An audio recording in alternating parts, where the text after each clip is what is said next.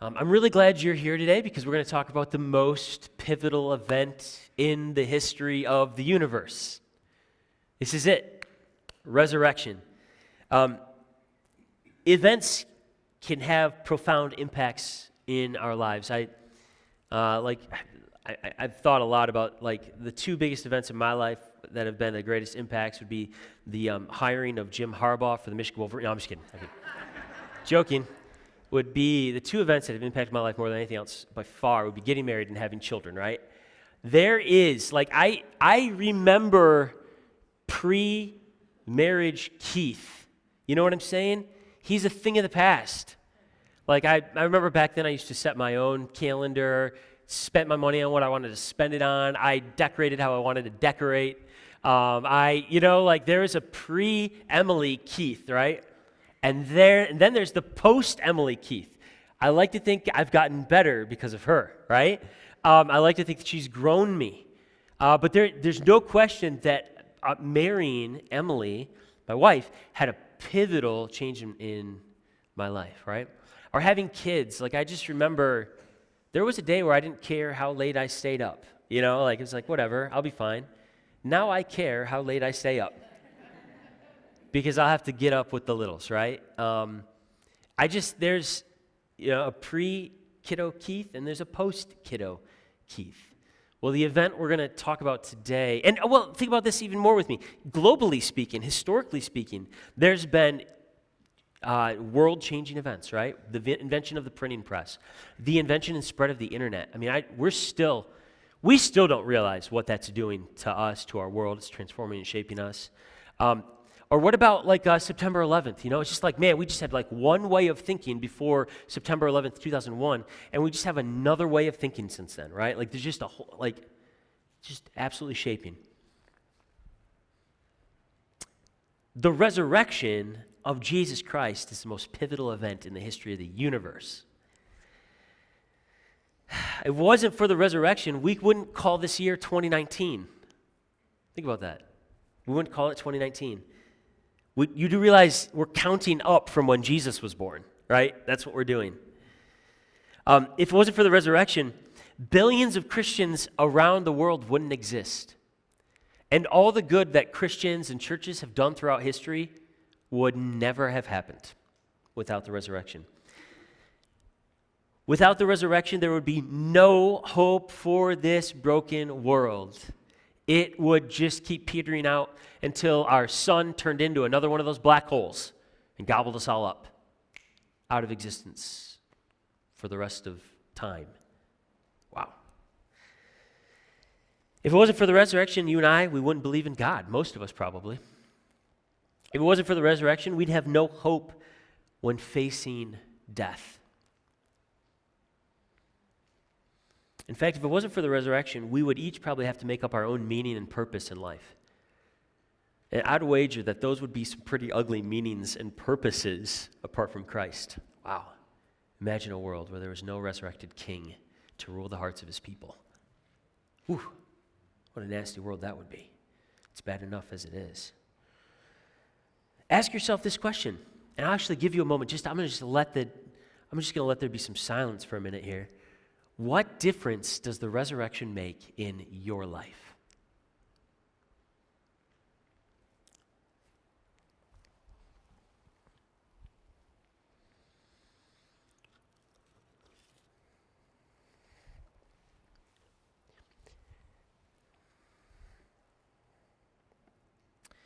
Well, we're going to cover a lot of ground today. We're going to do three things primarily. We're going to first of all discuss why billions of people throughout all of history have found the resurrection to be believable.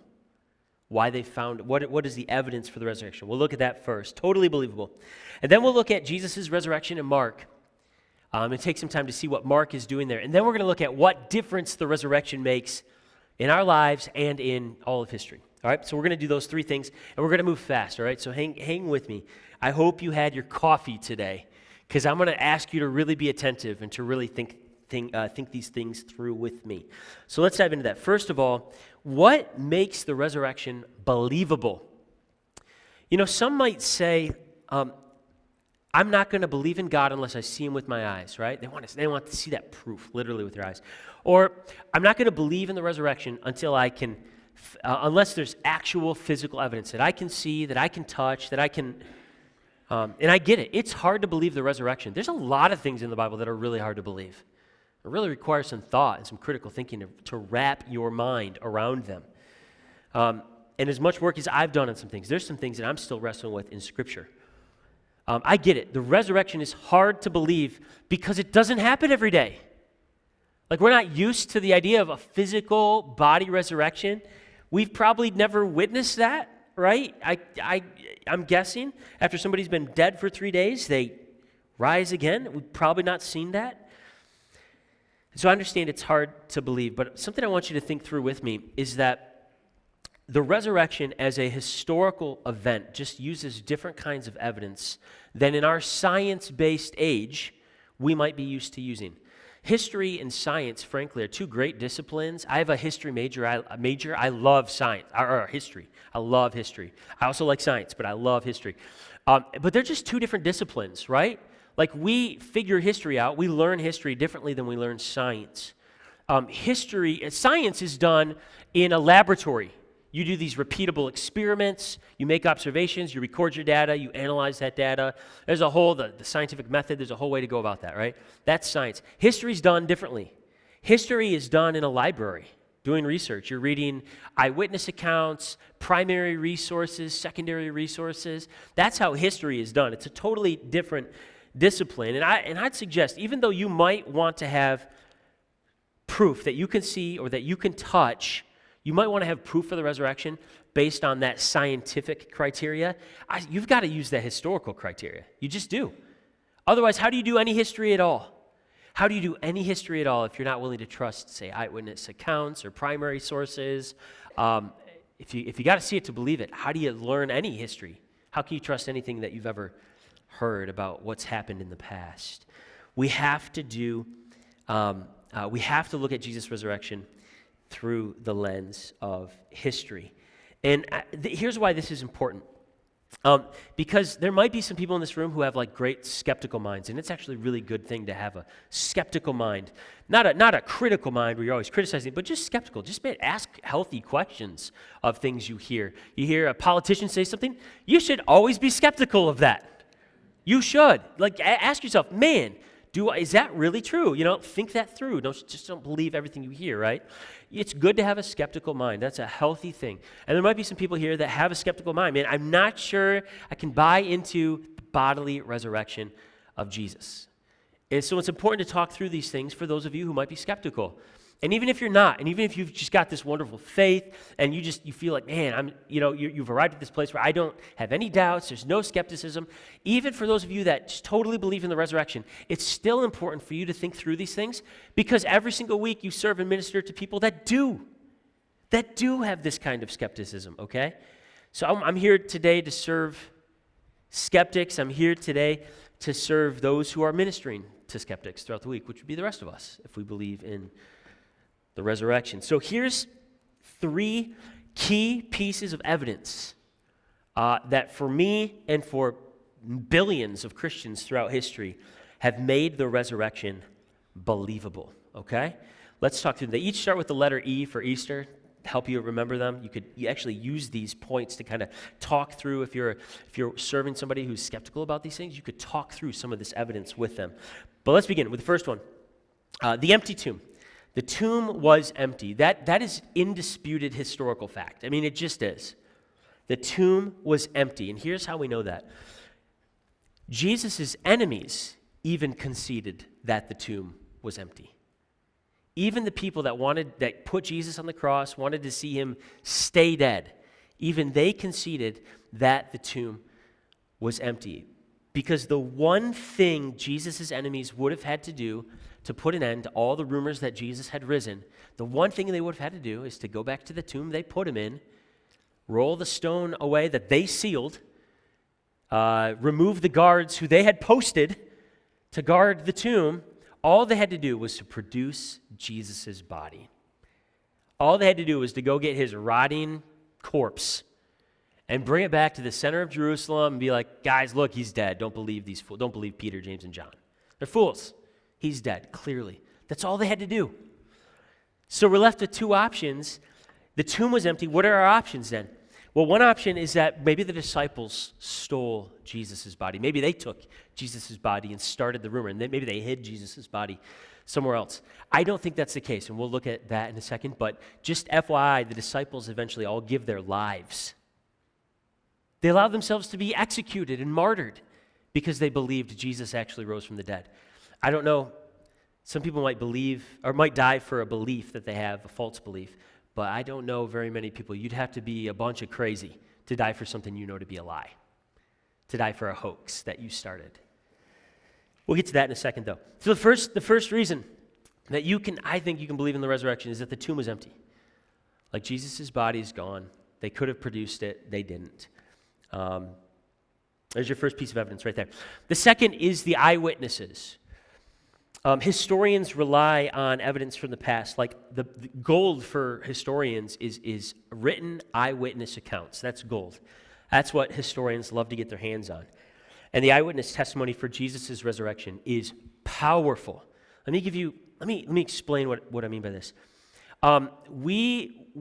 Most of the history we have in our modern age of the time that Jesus was alive comes from two men.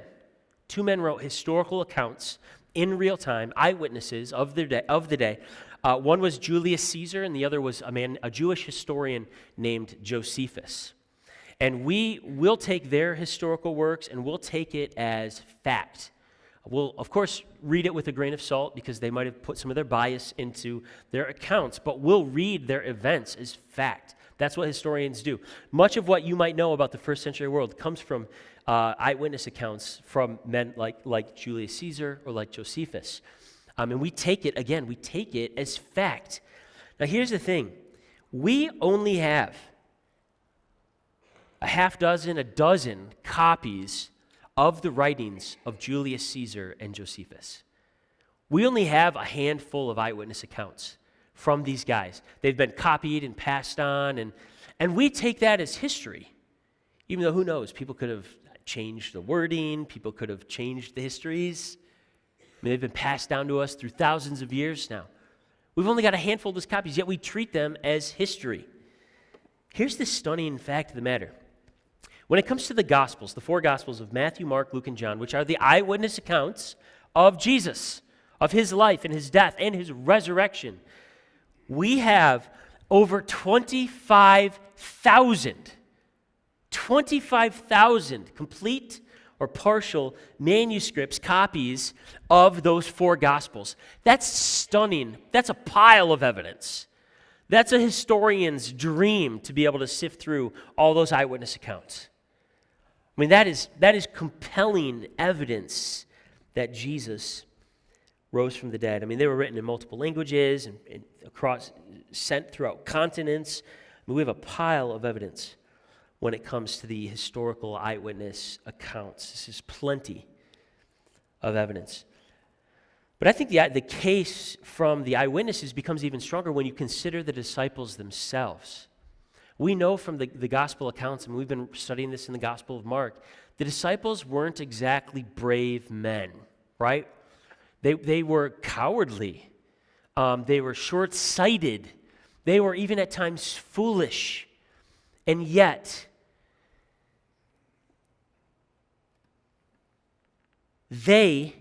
almost every single one of the disciples, lived a profoundly difficult life, spreading the good news of Jesus throughout the world, and then ended that life in a brutal death, being killed for what they were teaching, that Jesus had risen from the dead.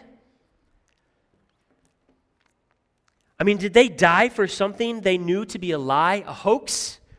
Or did they give themselves to the cause of Jesus because they saw him face to face, risen from the dead? I mean, to me, that's the most important piece of evidence. The absolute transformation of the disciples, that they went from being cowardly to courageous gospel tellers all throughout the world, and even willing to give their lives for Jesus. That's stunning. But here's the third one. the exploding worldview. Jesus' resurrection was the centerpiece of a whole new worldview. And this worldview exploded in just a couple hundred years. People from many different kinds of people from all walks of life across many different cultures in a very short period of time all surrendered to this worldview. That Jesus, and at the center of it is this idea that Jesus rose from the dead.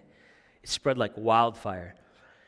And this was a unique worldview in its day, that one man would rise from the dead. The Jews, and Jesus and his first followers were all Jews, but they all believed in a physical resurrection, but they believed that it would all happen at once, that all of God's people would be resurrected in the end, not that there would be one man who preceded them by thousands of years. The Greeks, many of whom also became Christians and believed in Jesus, the Greeks didn't believe in a physical resurrection at all, maybe some sort of spiritual resurrection, but not a physical resurrection.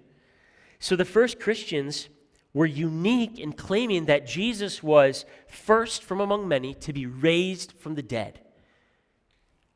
And of course, God made him king over everything. This was a totally brand new idea. Now, brand new ideas spread fairly quickly today, right? You can post something on Twitter and it could be spread across the world in just a couple hours, right? But in the ancient world, new ideas did not spread quickly at all. People were stuck in their traditions.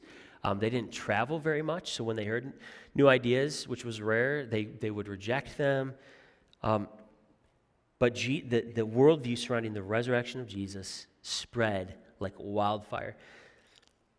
What could have possibly jump-started this movement? What could have possibly jump-started this movement other than the resurrection? And that ultimately is what the skeptic is left asking themselves.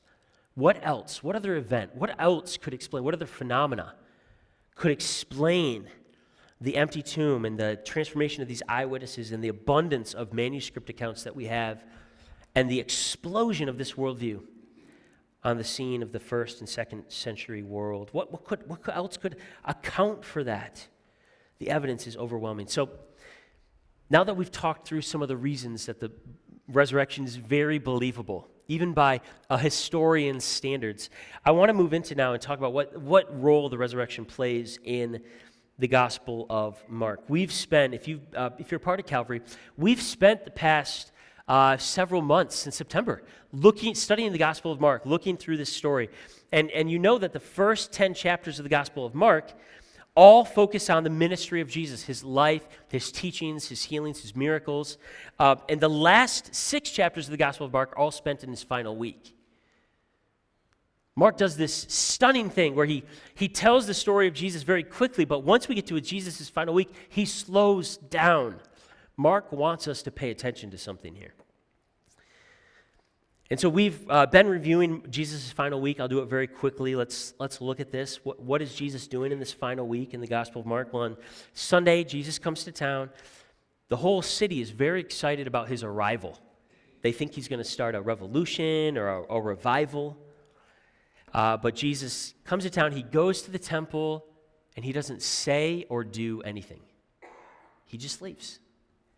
On Monday, he comes back into town, and based on likely what he had seen on Sunday, Jesus judges the temple system. It's become corrupt. And he calls out the religious leaders, saying that instead of making this a place where the poor and the foreigners can come and find God and pray and worship, you've limited people's access, and you're actually exploiting people with their worship. You're exploiting people. You're taking advantage of people. Jesus calls him out, and he shuts down what was happening in the temple on that day. On Tuesday, Jesus comes back to town, and of course, the religious leaders who were in charge of the temple were wondering, who do you think you are, Jesus, that you would do this? And so Jesus defends himself, and then he confronts the religious leaders and calls them out. Mark actually spends almost 2 chapters in the Gospel of Mark on that Tuesday alone. It was such an important day.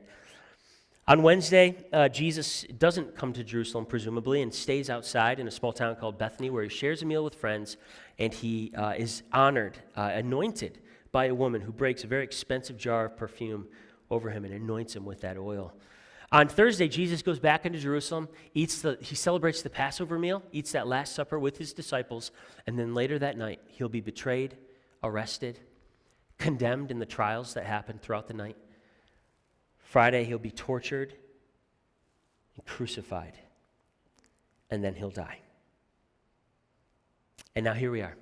It's Sunday, and he's been raised from the dead. Well, why is understanding this timeline important? You see, Jesus' death doesn't happen by accident. It doesn't happen by accident. Jesus' death happens for a reason. And there's some very important lessons we can learn from Jesus in that final week. And learning from Jesus, by the way, is at the core of what we do as a church family. I'm going to throw our vision and mission statement up on the screen. And I'd like you, if you're part of our church family, read along with us. If you're a guest with us today, don't worry. If you want to read it, you're welcome to, but don't worry, you don't have to follow along if you won't want. But it might be a good opportunity for you to learn a little bit about our church's heart, what we're all about. Let's read this together, Calvary family.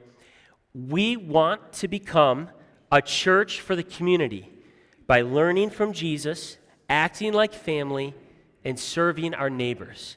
So one of the key parts of our mission is to learn from Jesus. We want to take it in. We want to watch and learn from our Lord. And so as we've been seeing since the beginning of March, in this final week, Jesus has been putting on full display the kind of commitment to God and the kind of compassion for others that will ultimately get him killed. But it's a deep love for God and others that we should all aspire to have. That's what we've been learning about. That's why the religious leaders kill him, essentially. He loved God and he loved others more than he loved himself. And of course, when Jesus goes to the cross, it's the ultimate act of love for God, and glorifying God, obeying God all the way to the cross. It's the ultimate act of love for humanity, as he dies to become a ransom for us. He dies so that we might be forgiven if we believe. So we looked at all that. We've been looking at that. We looked at that at Good Friday just the other night. But now here we are. The most pivotal moment in history. Mark chapter 16, verse 1 is where we'll start. When the Sabbath was over, Mary Magdalene, Mary the mother of James, and Salome bought spices so that they might go to anoint Jesus' body. Very early on the first day of the week, just after sunrise. See how biblical it is, by the way, to get up early on Sundays? It's so biblical right there. Nice and early. They were on their way to the tomb, and they asked each other, who will roll the stone away from the entrance of the tomb? I love that rhetorical question, because my mind screams, I know who should roll the tomb away from the stone away from the tomb. Where are all the men? Where's the 12? I'm not joking. Where did they go? Here you've got this faithful group of women who have followed Jesus. They've stuck with Jesus. They stuck with Jesus to the bitter end. All the way through the crucifixion. They saw where he was buried. They knew which tomb to go to. They saw where they buried him. And here they are. It's Sabbath. They stayed at home during the Sabbath, and nothing we can do for Jesus now. He's dead. They stayed at home. And when the time came, early, the next opportunity they had, once the Sabbath was over, they had to stay at home. Jewish rules.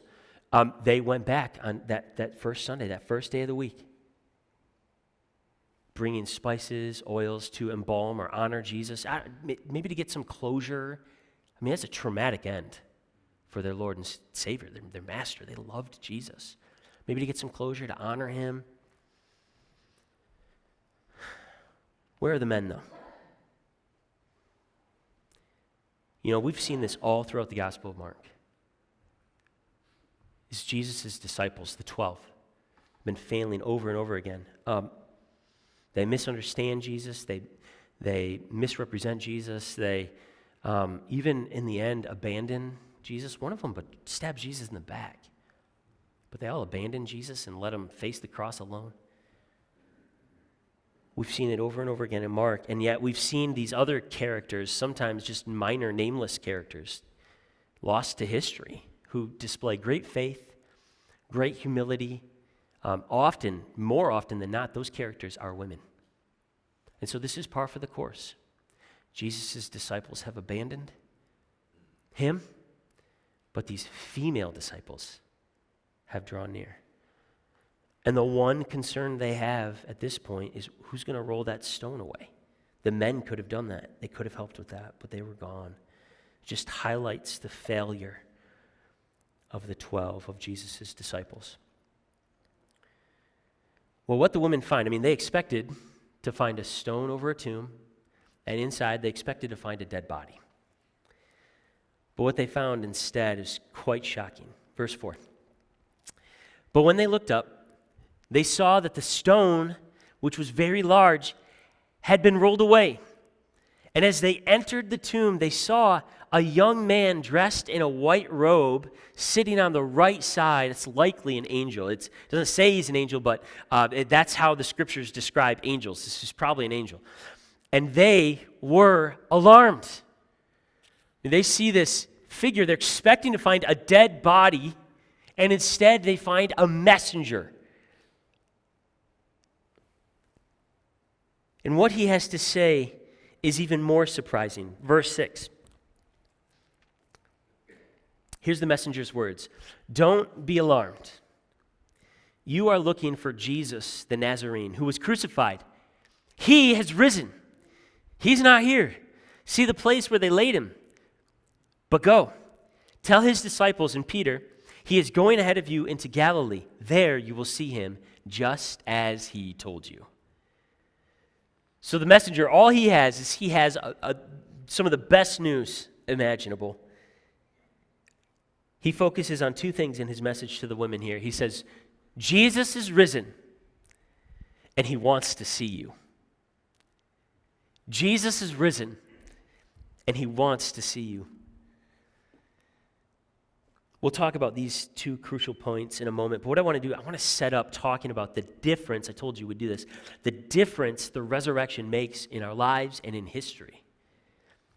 We'll look at 5 differences the resurrection makes. We'll go through them quickly. The first 3 are not really dealt with in the Gospel of Mark. They're really not the points Mark is trying to make, but I wanted to cover them anyways because they're so beautiful. We can't let them go unsaid. So we'll look at 3 that aren't really attested to in Mark. They're elsewhere in Scripture. But we'll end with the final 2 will be the ones that Mark is pressing on here. So let's get into this. Here's the first of 5 differences that the resurrection makes in our lives. First of all, the resurrection lends credibility to the Bible as a whole. The resurrection lends credibility to the Bible as a whole. If Jesus rose from the dead, and we talked about some of the historical, circumstantial evidence for that, if he rose from the dead, then anything in this book is plausible. Anything in this book is believable. If he rose from the dead, if a guy came back to life, and we can believe in a worldwide flood. We can believe in a fish swallowing a manhole. We can believe Jesus walked on water. If he rose from the dead, we've got something to stand on. This makes the whole Bible believable. But more than that, more than just making it believable, it also gives it this weight of authority. There's this whole, if the one who came back from the dead stands behind the Scriptures, then we ought to be able to get behind it too. If the one who conquered the grave if this is his book, then we'd better listen. Then we'd better submit. Then we'd better align our lives with his vision for our lives according to the Scriptures. The resurrection lends credibility to the whole Bible. This is huge. It's really hard to overstate this, but it's not Mark's main point, so we're not going to linger there any longer. We'll move on. It's not Mark's point in his resurrection story. Number 2, here's the second difference the resurrection makes. The resurrection affirms that God's creation is good. Because this world and our bodies are so broken and fallen apart,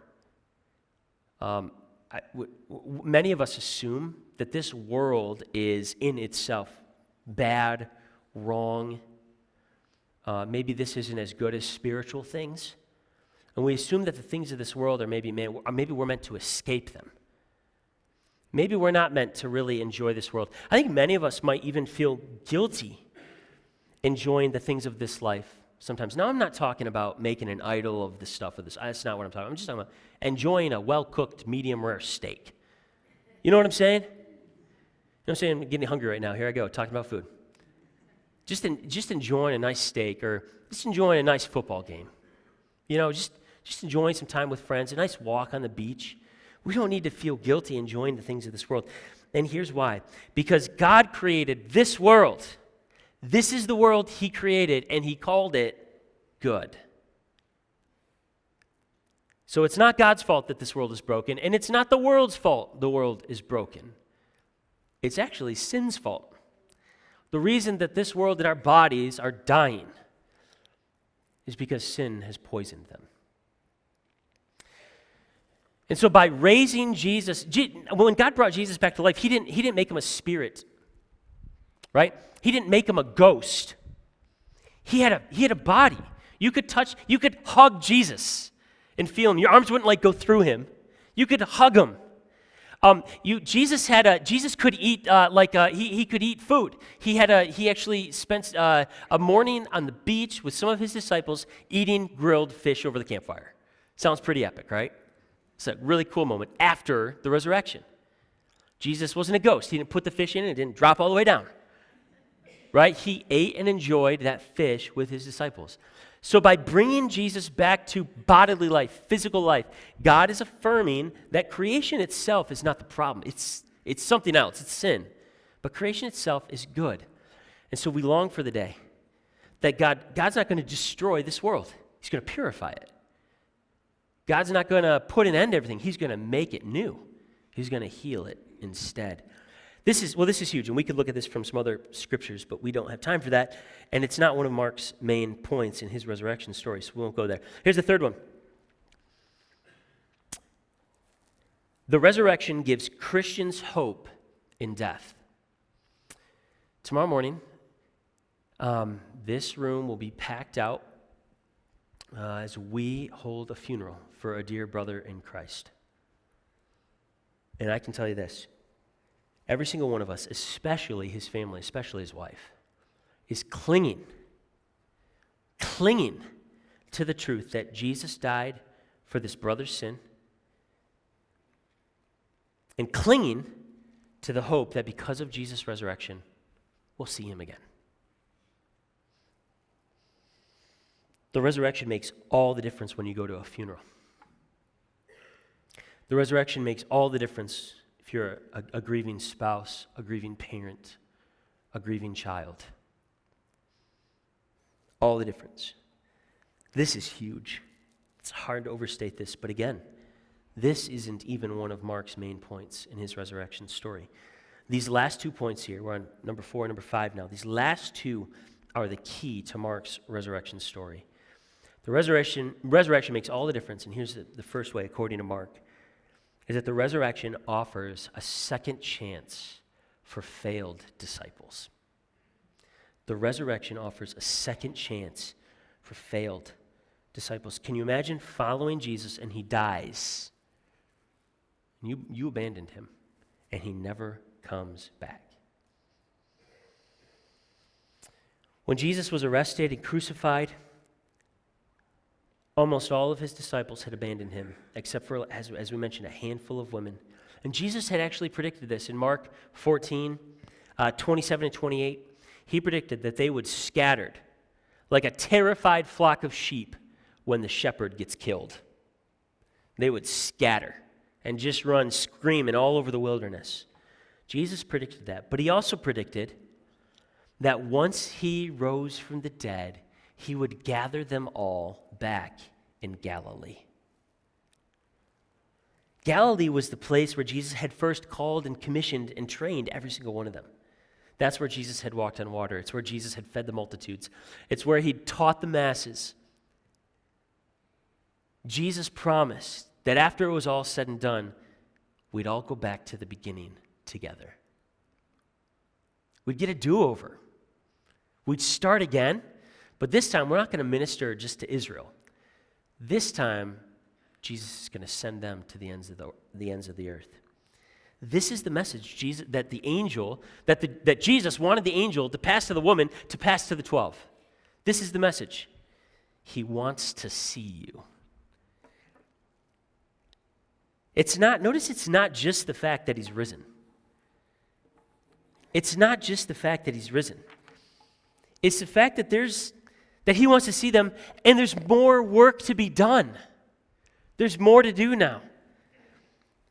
Jesus wants to reinstate, recommission his disciples so they can continue his ministry throughout the rest of the world. We'll actually talk more about that next week when we talk about Mark's ending. We'll look at that next week. We're going to spend one more week on Mark and think about our own responses to the gospel of Mark. So that was number 4. The resurrection offers a second chance for failed disciples like you and I. But number 5, the resurrection proves Jesus right. This is the difference the resurrection makes ultimately in the Gospel of Mark. The resurrection proves Jesus right. I mean, Jesus had predicted 3 times that he would be killed. And then he also predicted that after 3 days he would be raised. In chapter 8, chapter 9, chapter 10, he makes those 3 predictions. And he'd also taught his disciples repeatedly that they must pursue the same kind of life, that they must give of themselves in order to receive back from God. Jesus says, deny yourself, take up your cross, and follow me if you want to be one of my disciples. He said that in Mark 8:34. He said, if you want to save your life, lose it for me and for the gospel. That's 8:35. Jesus said, if you want to be first, go last. That's Mark 9:35. If you want to lead, serve, 10:43 and 44. Do you believe that the cross-shaped life works? Do you believe that going to the cross ends in resurrection?